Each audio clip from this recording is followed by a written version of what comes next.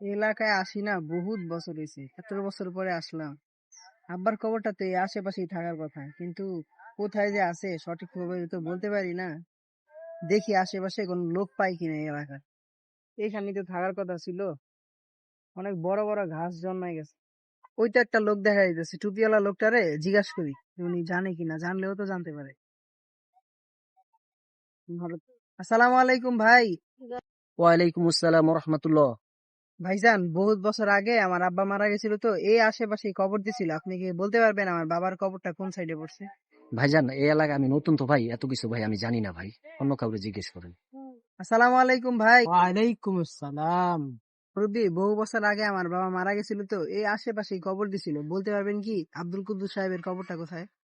ও, তুমি আব্দুল কুদ্দুসের বলা?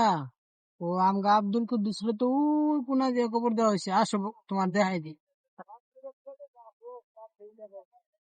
রব্বির হামহুমা কামা রাব্বায়ানি সগীরা, রব্বির হামহুমা কামা রাব্বায়ানি